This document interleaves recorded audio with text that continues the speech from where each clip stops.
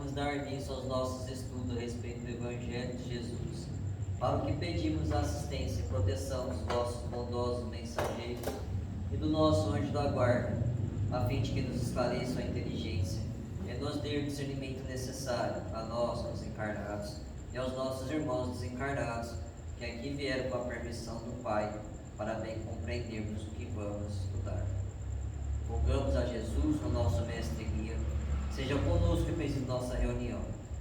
Em teu nome, Senhor, o seu bendito Filho Jesus, a nossa Mãe Maria, de Ismael e da irmã veneranda, a protetora desta casa, damos por aberta a reunião de estudos desta noite. Assim seja. Nisto conhecemos o Espírito da verdade e o Espírito do erro. Em João 1:4-6.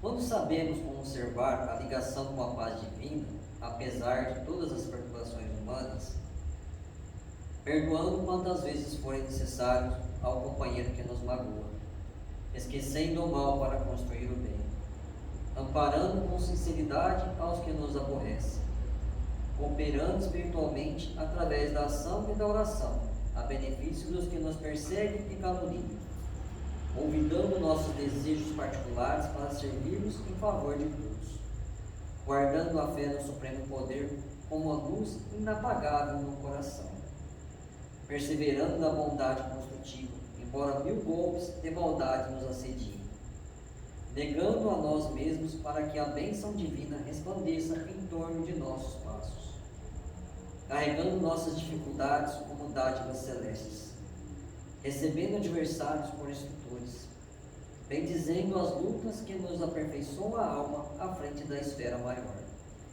convertendo a experiência terrena em celeiros de alegrias para a eternidade, descortinando o ensejo de servir em toda parte, compreendendo e se unindo sempre, sem a preocupação de sermos entendidos e ajudados, amando os nossos semelhantes, qual temos sido amados pelo Senhor, sem expectativa de recompensa.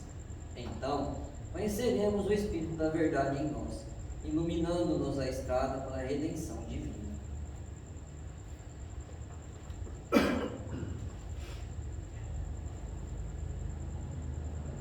Pai nosso que estais nos céus, santificado seja o vosso nome, que venha a nós o vosso reino, que seja feita a vossa vontade, assim na terra como nos céus. O pão nosso de cada dia nos dai hoje, Senhor. Perdoai as nossas ofensas, assim como nós perdoamos aos que nos têm ofendido.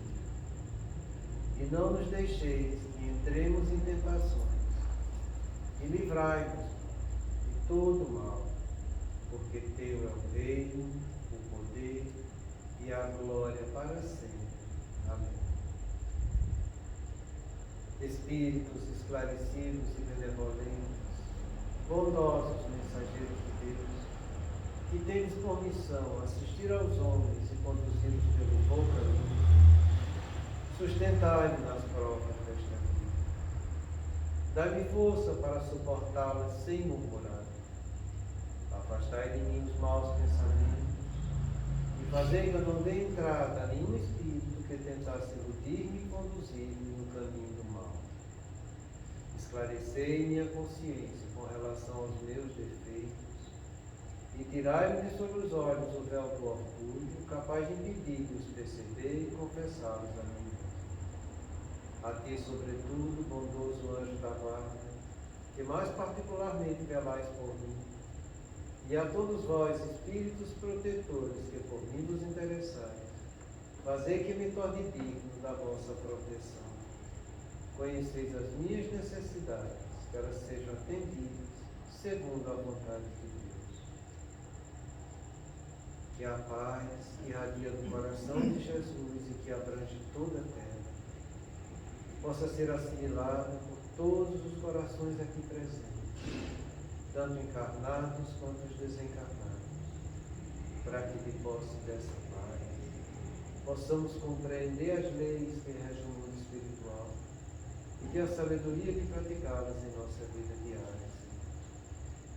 E em nome do nosso Mestre amado, da equipe espiritual desta casa, dos nossos anjos guardiões e espíritos protetores, solicitamos que a água aqui exposta seja fluidificada em nosso benefício.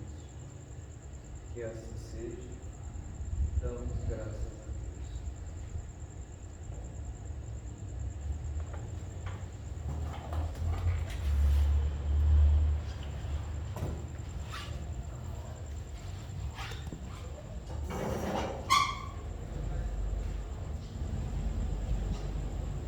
Boa noite. Não existe ainda nenhum relato oficial para a gente usar máscara, mas a gente sabe que a tendência da coisa é usar. Então, pelo menos eu que vou falar, eu vou usar a máscara que é melhor para vocês. O ambiente fechado, como eu estava falando com a doutora Terezinha, sala de passos, essas coisas, a gente tem que usar máscara mesmo. A gente tem que usar e a gente tem que dar um exemplo da coisa. Eu mandei uma mensagem para vocês no grupo da Veneranda, no trabalho atual, mostrando que as infecções recidivantes de Covid, ou mesmo as pessoas que tomaram vacina e que tiveram Covid, eles têm efeito cumulatório na morbidade da doença. É muito interessante esse trabalho, gente.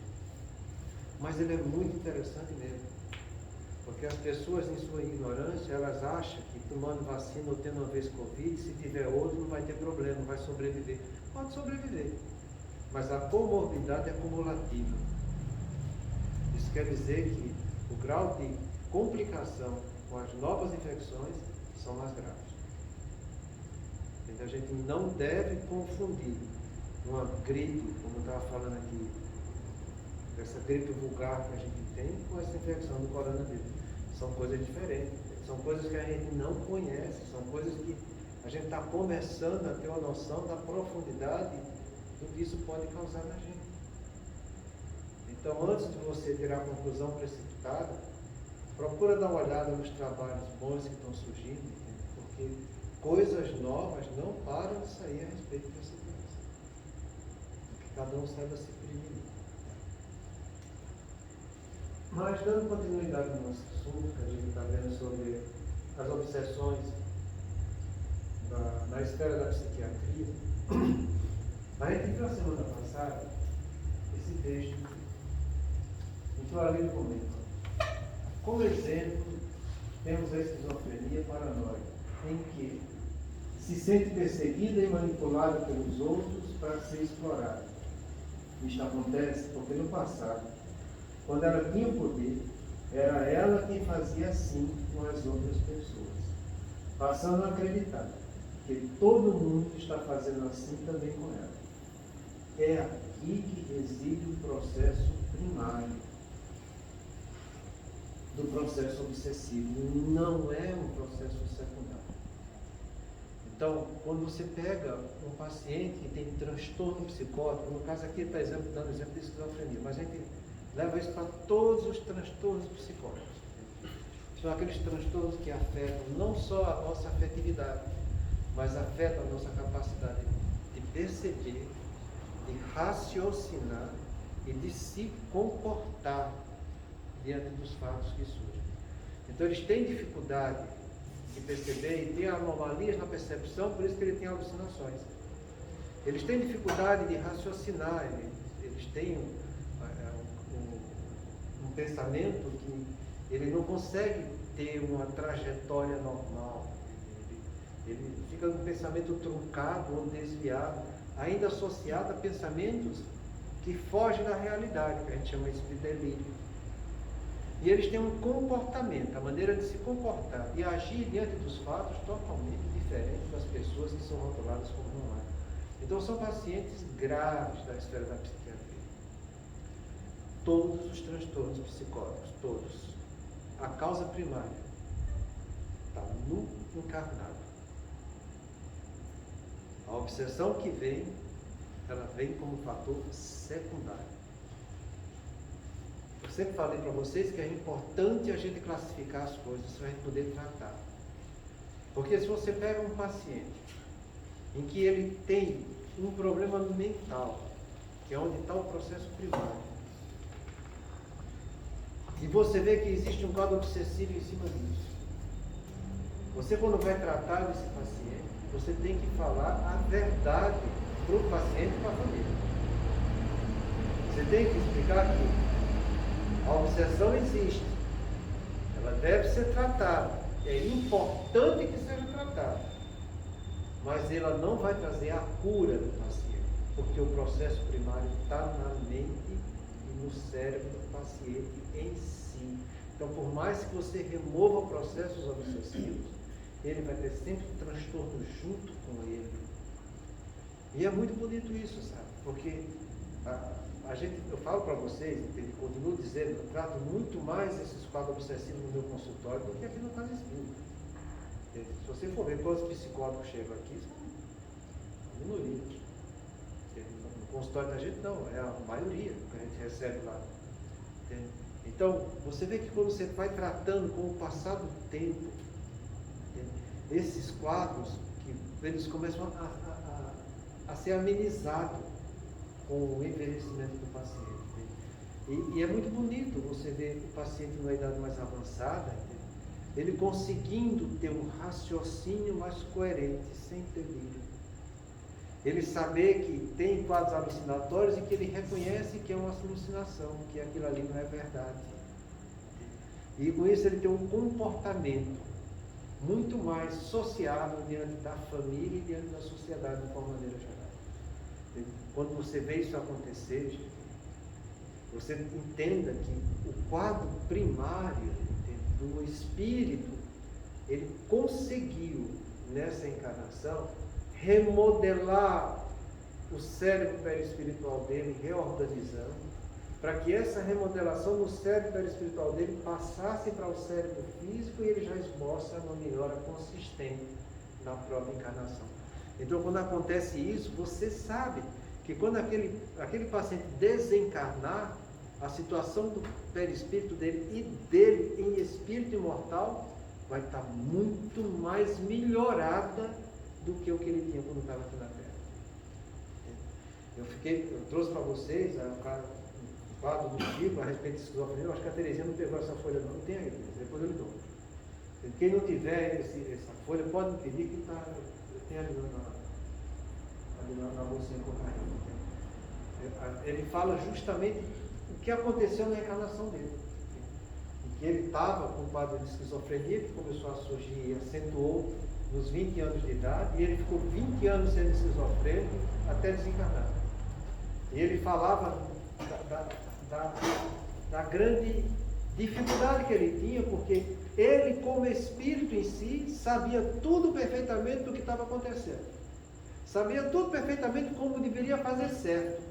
Mas na hora que ele fazia com que o pensamento passasse para o cérebro perispiritual dele, aquele cérebro desarranjado fazia tudo diferente.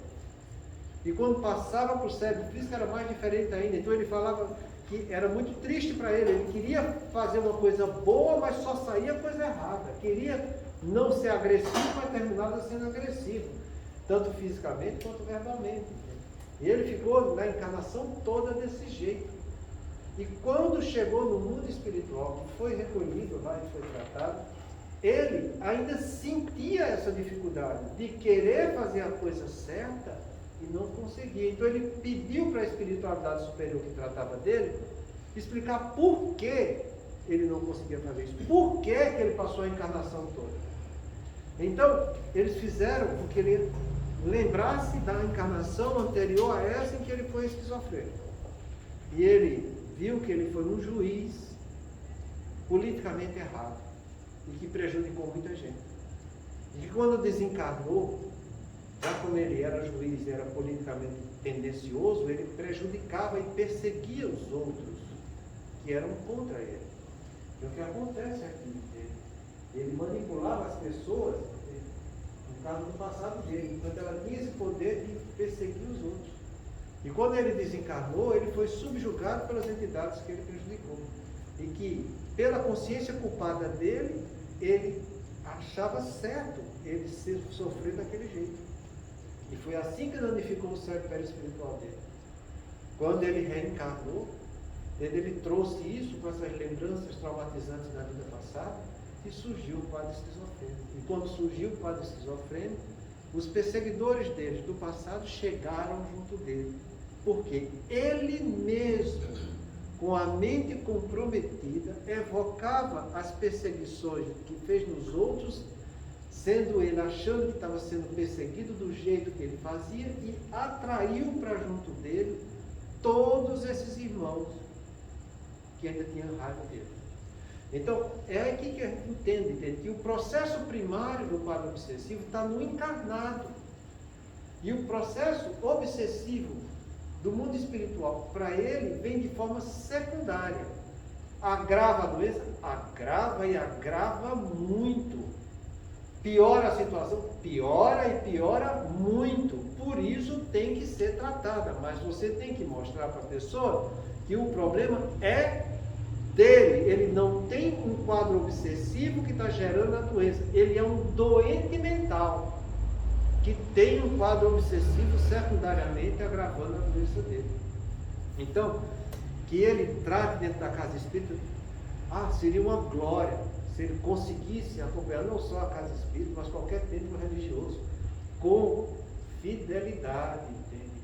Agindo com segurança, que a família conseguisse levar ele para isso, seria maravilhoso. Porque pelas próprias palestras que a gente faz, a gente vai levando coisas que são muito importantes e que o espírito em si, ele entende, mas ele não tem como esboçar esse entendimento. E à medida que você vai falando e o espírito entendendo, a gente vai levando uma consolação e um afeto muito grande que vai aliviar muito a ansiedade dele. Isso ajuda demais as pessoas que estão encarnadas com esse problema. Do mesmo modo que os espíritos que o acompanham nessa obsessão que é secundária, aos poucos também serão esclarecidos. Então, o benefício seria muito grande se eles participassem da educação religiosa. Pode falar. Doutor, como é que a gente percebe que o espírito está entendendo, não consegue transmitir isso, que essa ajuda, tratamento do fator secundário está surtindo efeito? Quando ele fica calmo, começa a se acalmar, ele muda o comportamento dele, como é que a gente percebe isso?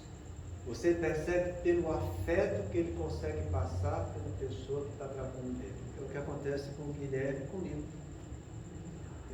À medida que a gente foi tratando, orientando, cuidando do Guilherme, que é um caso grave, em vista só a quantidade de medicação que ele toma, veja o afeto que Guilherme desenvolveu comigo. Entendeu? Ele fica em casa, com o telefone todo tempo falando comigo.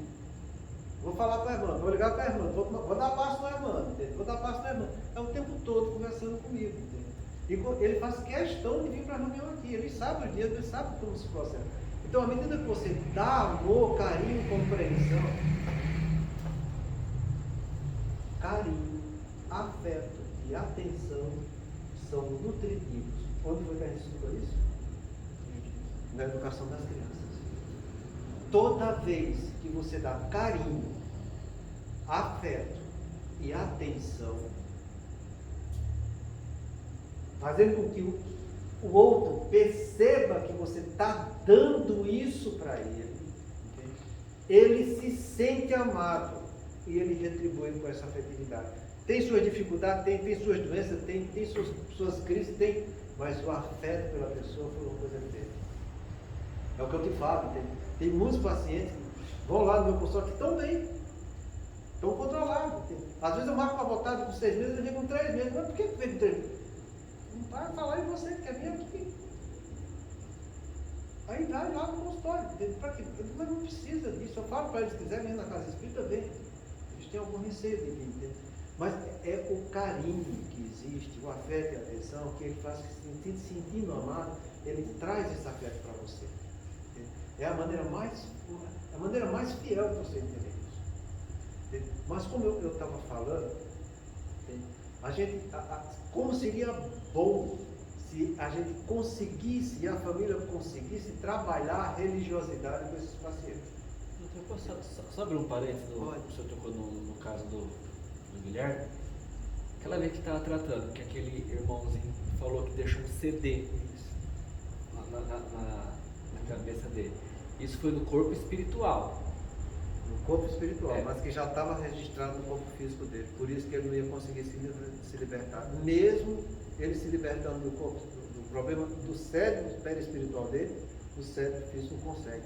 O cérebro físico ele é muito Aquilo lá foi rígido. gravado no cérebro físico dele. E no perispiritual e no físico. Você tem, vamos falar do caso do Guilherme, porque todo mundo conhece Guilherme, mas são problemas de 4 encarnações sucessivas que a gente teve acesso do Guilherme. 4 encarnações em que sempre teve quadros obsessivos graves. Sabe? Então, toda vez que você, como a gente está vendo aqui o caso da esquizofrenia, ele fica com o pensamento do espírito em si é íntegro, tá? A maneira dele sentir também. Mas a vontade dele, quando ele vai passar isso para o cérebro físico, existe uma desorganização no cérebro físico. É aí que estava o que ele falou.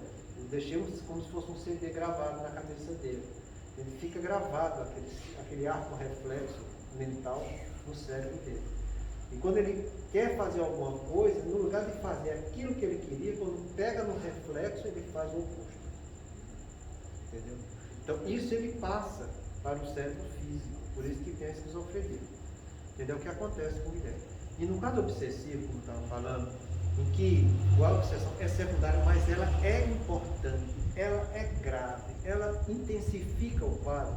À medida que os obsessores chegam, que intensificam nele esse circuito repetitivo do ato equivocado, ele está consolidando cada vez mais esse arco reflexo no cérebro físico dele. Entende? Então, mesmo depois que você retira o processo, a coisa fica. Kardec, lembrei agora, no final das preces, eu acho que a última prece que tem é prece pelos auxiliados do livro do Evangelho. Existe um comentário de Kardec a respeito da obsessão, gente, que é de uma beleza fantástica, sabe? E lá ele explica isso que eu vou dizer aqui agora. Ele fala, mesmo nas obsessões importantes, em que o fator primário é a obsessão, se ela perdura por algum tempo e em uma intensidade muito grande, mesmo tratando a obsessão, as deformidades no cérebro físico fica e o paciente muitas vezes tem que tomar remédio o resto da encarnação. Vou repetir, mesmo nas obsessões primárias, se a obsessão acontece por um tempo muito grande ou com muita intensidade no fenômeno obsessivo, mesmo depois você tratar a obsessão, resolver o problema, não tem mais obsessão nenhuma ali, as deformidades que foram causadas no cérebro são tão intensas que ele vai precisar de remédio o resto da vida. Se você for ver o livro esse livro que a gente está estudando na quarta-feira, Nas Fronteiras da Loucura, eu acho que é ele. O Bezerra de Menezes está tratando o quadro de transtorno bipolar.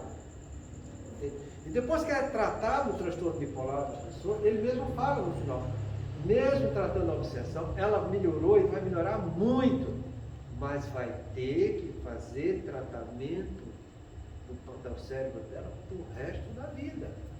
E é o que acontece hoje em dia quem tem transtorno bipolar. Entende? Então, essas coisas é importantíssimas, sabe? Porque se você juntasse a religiosidade, que é o que a doutrina espírita nos traz com esses conhecimentos todos, fizesse com que a família se aproximasse de um tratamento, procurando um templo religioso, e eu faço isso com todos os meus pacientes. Onde é a tua fé? Hoje meu filho, sou evangélica, já que eu não sei das quantas que ela falou há um tempo que eu nem conhecia. Então volta para a tua fé. Essa mulher tentou se matar, era a terceira vez. Chegou lá com um curativo nos pulsos, né? Você acha que é brincadeira cortar pulso, mas não é, porque no desespero ela se mata mesmo, sabe? É a terceira vez que ela tentou se matar.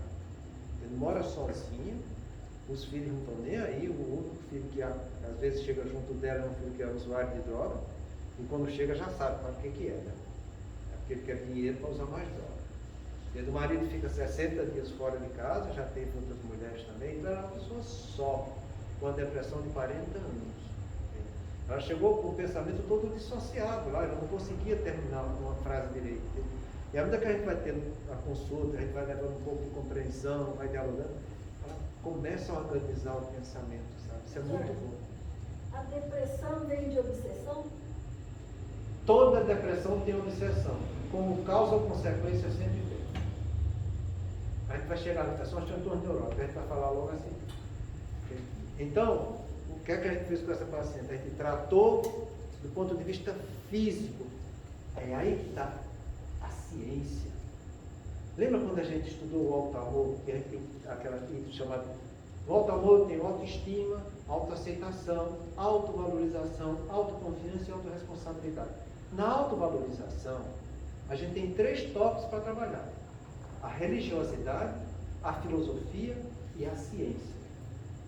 Quando você pega um paciente para tratar, se você consegue fazer com que esse paciente trate valorizando o que a vida dá em benefício dele, o sucesso vai ser muito maior. Então, quando a gente dá remédio para o corpo físico, isso é a ciência humana, a medicina que está fazendo isso. Estou tratando o corpo físico. Quando você trata a filosofia, e aí entra a doutrina espírita, entra a psicoterapia, seja ela qual for, você está tratando o perispírito da pessoa. Quando você trata a religiosidade, você está tratando a alma, o princípio inteligente em si. Então, quando você abraça o tratamento conjunto, tratando o homem do ponto de vista holístico, religiosidade, espiritual e ciência, a chance de cura é muito grande. Entende? É isso que a gente tem que entender. Mas que a gente precisa compreender e levar isso para frente, é que o tratamento já está acontecendo com a própria encarnação. Você vai ter a encarnação inteira para você tratar esse transtorno psicótico.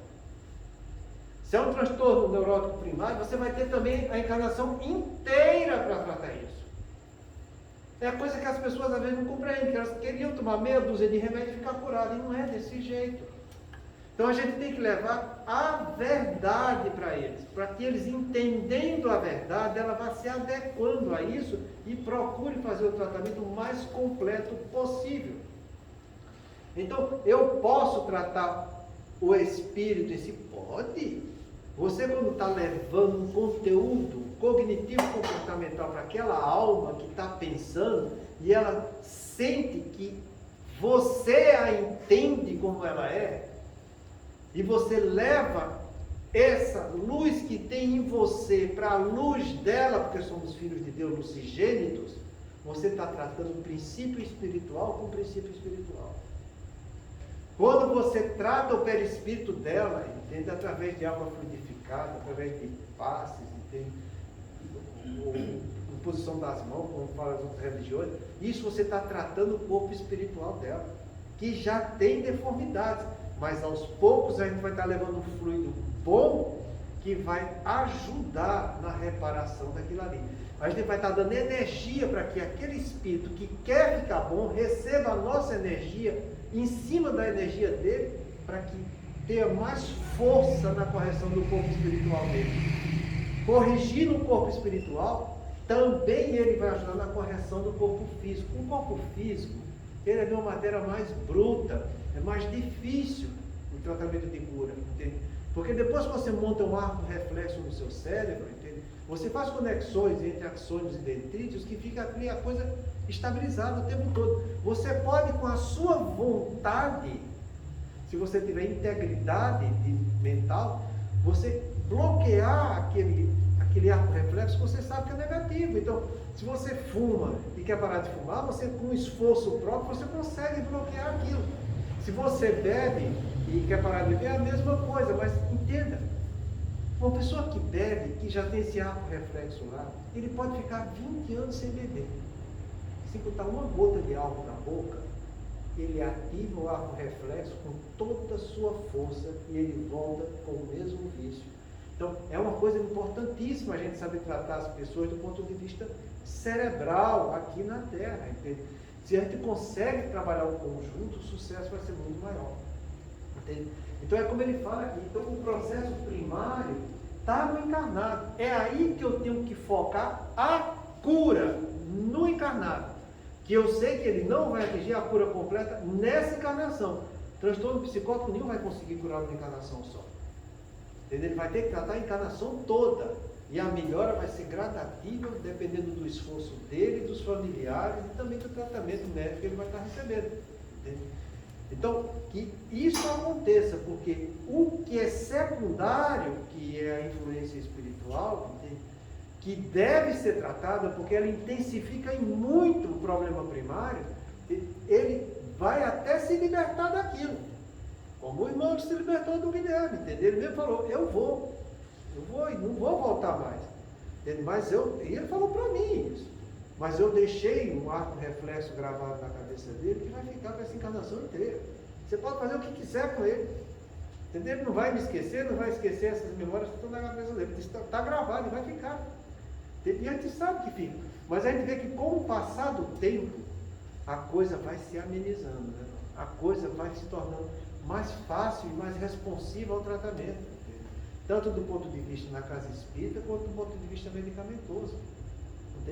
Para você ter uma noção da importância do que é você levar esse entendimento para um espírito que está sofrendo desse jeito, uma das coisas que a gente mais batalhou no momento com a Maria Antônia, entende? É ela conseguir fazer prece e ler o Evangelho para o Guilherme quando ele começa a dormir. Mudou muito o comportamento do Guilherme. Porque a capacidade receptiva dele como espírito liberto do corpo já está muito melhorada em relação à situação do corpo físico. Entende? Então ele vai perceber melhor, ele vai conseguir reagir melhor e vai conseguir colocar em prática aquela orientação que a gente está dando para ele.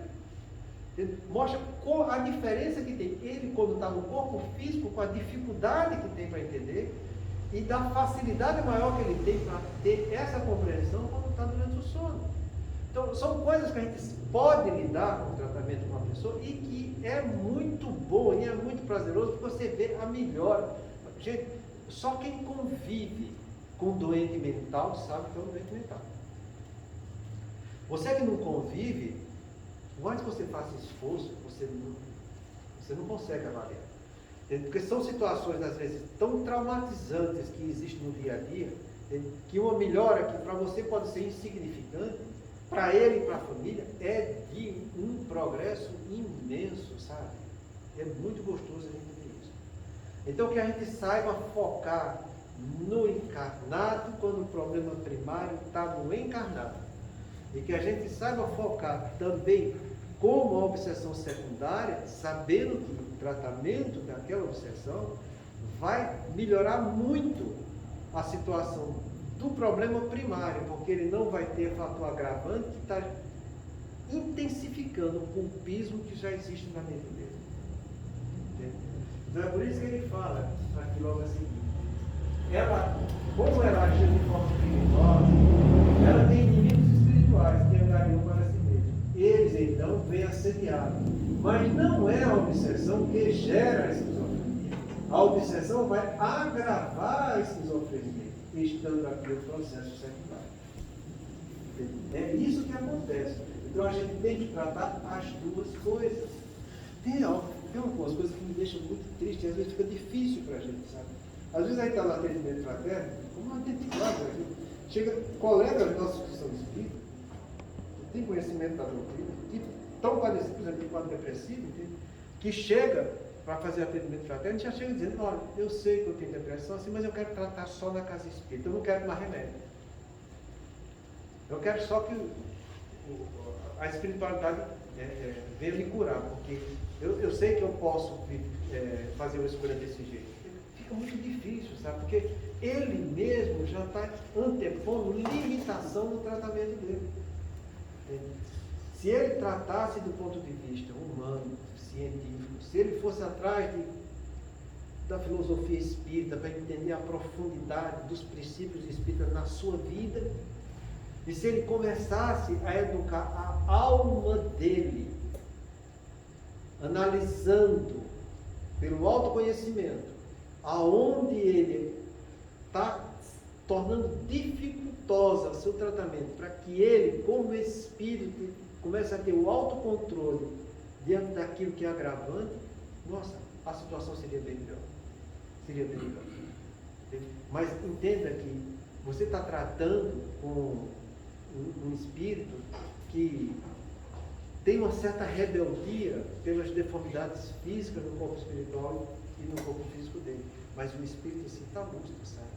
Você está tratando com pessoas, entende, que têm quadros obsessivos que vão fazer de tudo para que ele não melhore, para que ele continue sofrendo.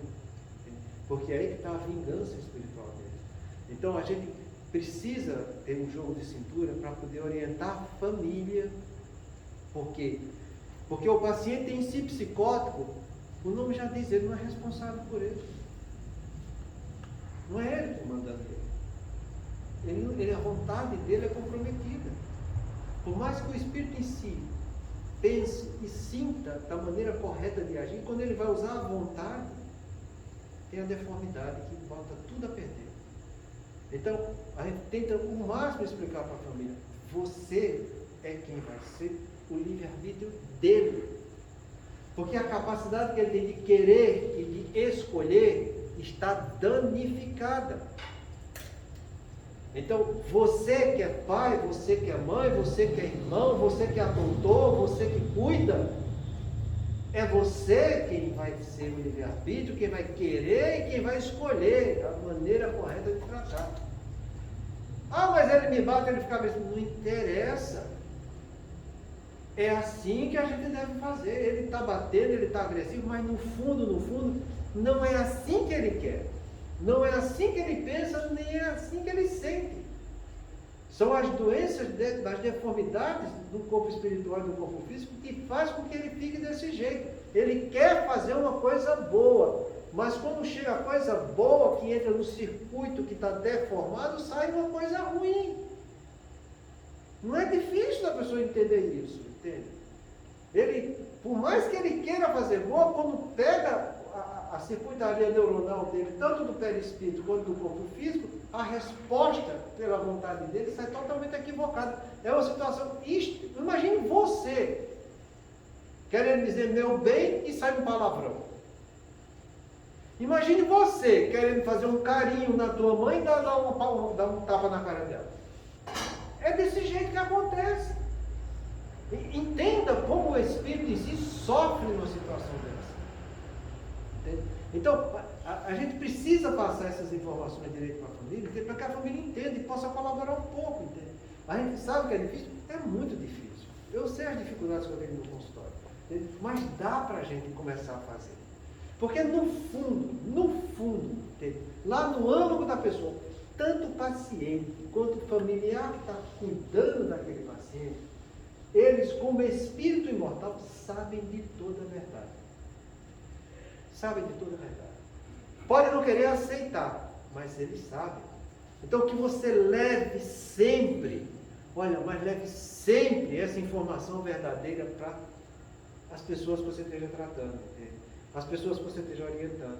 Mesmo que você veja que aquilo ali ele não vai aceitar, não interessa. O resultado do que vai acontecer com o trabalho que você vai fazer não depende de você, depende do outro. É problema dele. O nosso problema é o que a gente está fazendo diante da lei de Deus para os nossos irmãos. Porque a gente tem que fazer, como Jesus falou, em segredo. Agindo em segredo, o Pai vai estar sempre recompensando. Então faça, mostre a verdade, explica direitinho, entende? Se a pessoa não quer entender pela religiosidade, fala do ponto de vista filosófico. Se é difícil do ponto de vista filosófico, fala do ponto de vista científico. Tanto a filosofia quanto a religiosidade e a ciência estão caminhando na mesma direção da verdade, gente. Então você fala da maneira que seja mais perceptível para que o outro entenda. Para que você levando essa informação para ele, sentindo essa verdade, ele seja movido dentro dele a ter uma atitude mais nobre, sabe? E fazer a coisa da maneira correta. Entende? Agora, se ele vai fazer ou não vai fazer, isso não depende de você. O que depende de você é a informação verdadeira que você vai estar dando para o outro. Entende? Você convida, você orienta. Se ele vem, ótimo, vamos mais adiante. O benefício vai ser maior para ele. É dele o benefício. Então, que a gente compreenda isso aqui, que a gente precisa tratar o processo primário com as 3 coisas que a vida nos dá para a gente valorizar: religiosidade, filosofia e ciência. A gente precisa tratar o processo secundário que diz respeito ao mundo espiritual, onde existe o quadro obsessivo, que deve ser tratado, entenda, deve ser tratado, mas nunca queira dizer que vai resolver a cura do doente, porque não vai. Não vai. Você vai melhorar, vai amenizar, vai se tornar uma coisa mais sociável, ele vai sofrer menos, a família vai estar numa situação melhor para lidar com ele. Mas dizer que vai curar, não. Aí também você não pode falar. Porque isso é muito grave, a gente não deve levar isso para ninguém. Tá? Então, que a gente foque nas 2 coisas, e que foque de uma maneira bastante incisiva, e que você consiga dar bem orientação para essas pessoas. E que você, se você conseguir montar uma estrutura em que ele consiga ter as 3 fontes de valorização atuante, entende? Do ponto de vista religioso, do ponto de vista filosófico, do ponto de vista científico, ele encontrar 3 correntes em que ele possa abraçar isso para ser ajudado no tratamento, isso é maravilhoso. Sabe? É maravilhoso. Porque as pessoas vão ter mais facilidade em um dos 3 ramos, entende? Eles não vão ter facilidade nos 3 ramos simultâneos. Mas os 3 podem simultaneamente ajudar aquela pessoa no caminho da melhora dele. Deu para entender bem essa parte, gente? Em seguida ele fala o seguinte, e aqui ele naquela pergunta da senhora falou. Do mesmo modo, as neuroses por conflitos de rebeldia de vida, como os transtornos depressivos, ansiosos ou de estresse, podem e são agravados por oportunistas inferiores que querem nos prejudicar. Porém, o processo obsessivo será sempre secundário. O que é que significa isso? A gente já viu essa frase aqui. Neuroses por conflitos de rebeldia com a vida. Rebeldia com a vida é eu não aceitar a encarnação que eu tenho. É eu não aceitar, e por isso que eu já falei algumas vezes aqui. Quando a gente vem de lá para cá, Deus dá 4 campos para a gente atuar simultaneamente. Primeiro você vem com você e vai ter um corpo novo. Eu tenho que trabalhar o alto amor nesse corpo, porque se eu não amar meu corpo, eu vou estar sofrendo. Segundo, eu vou nascer em uma família. Então eu vou ter problemas na minha família. Se eu não amar minha família, eu vou estar sofrendo. Segundo, eu, além de nascer numa família, eu vou desenvolver a partir de mim uma família, porque a tendência é essa, né? Que a vida continue. Mas eu vou também ter amigos aqui. E tendo os amigos, se eu não souber conviver bem do ponto de vista com meus amigos, eu não vou ter um bom convívio social. Se eu não souber amar a sociedade, eu vou sofrer. Para eu constituir uma família, eu vou ter que ter um amor que vem para que eu faça o envolvimento sexual e dê continuidade da família. É o que a gente chama de amor conjugal. Então, a gente tem esses 4 tipos de amor para lidar aqui na Terra. O alto amor de mim para comigo, através do meu corpo. O amor conjugal, que é o amor eros. O amor familiar, que é o amor storge. E o amor social, amizade, que é o amor filhos. Entende? Então, todos nós estamos mergulhando aqui e convivemos para trabalhar esses 4 tipos de alto amor. Quando eu chego na encarnação, que é uma encarnação de provas e expiações, eu vou estar passando em provações em algum tipo desses 4 amor e também passando em expiações em um dos 4 tipos. Então a pessoa pode estar nessa encarnação tendo uma boa aceitação do seu corpo, sem grandes conflitos, e vencer, e ser uma pessoa bem integrada com o seu corpo.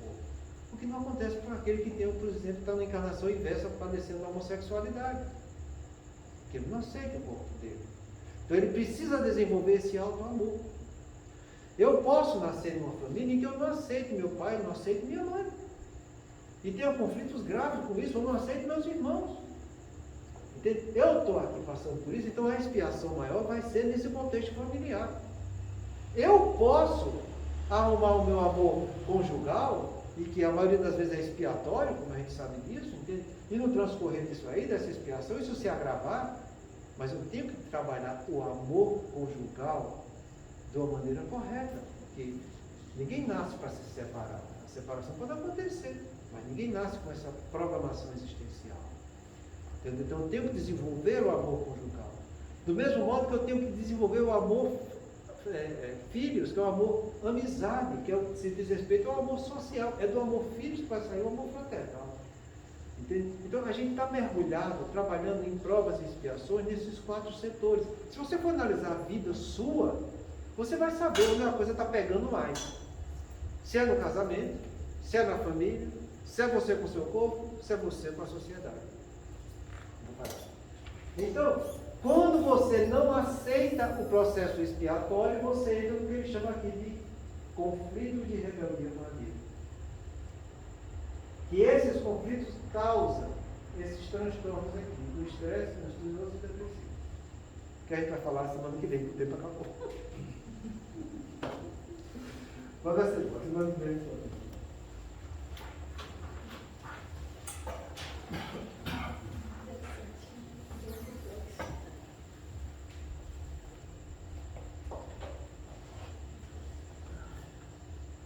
Façamos nossa prece.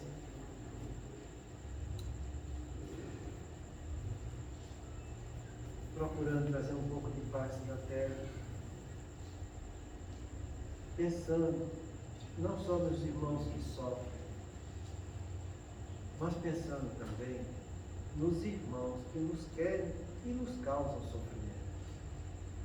Senhor de infinita bondade, no santuário da oração, marco renovador do meu caminho, não te peço por mim, Espírito endividado, para quem reservaste os tribunais da tua excelsa justiça. A tua compaixão é como se for o orvalho da esperança em minha noite moral, e isso basta ao revel pecador que tenho sido. Não te peço, Senhor, pelos que choram, clamo teu amor em benefício dos que fazem as lágrimas. Não te venho pedir pelos que padecem, suplico-te a bênção para todos aqueles que provocam sofrimento. Não te lembro os fracos da terra, recordo-te quando se julgam poderosos e vencedores. Não intercedo pelos que soluçam de fome, rogo-te amor para os que lhes furtam o pão. Senhor Todo-Bondoso, não te trago os que sangram de angústia, relacionando diante de ti os que golpeiam e ferem. Não te peço pelos que sofrem injustiça, rogo-te pelos empreiteiros do crime. Não te apresento os desprotegidos da sorte, sugiro teu amparo aos que estendem a aflição e a miséria. Não te imploro mercê para as almas traídas, exorto-te o socorro para os que espessem os fios envenenados da ingratidão. Pai compassivo, estende as mãos sobre os que vagueiam nas trevas, anula o pensamento insensato, cerra os lábios que induzem a tentação, paralisa os braços que apedrejam, detém os passos daqueles que distribuem a morte. Ajuda-nos a todos nós, filhos do erro, porque somente assim, ó Deus piedoso e justo, poderemos edificar o paraíso do bem com todos aqueles que já te compreendem e obedecem, extinguindo o inferno daqueles que, como nós, se atiram desprevenidos aos insanos provenientes do mal. O tempo não para. Se agora encontras o teu ontem, não ouvides que a tua ação de hoje será a luz ou a treva do teu amor.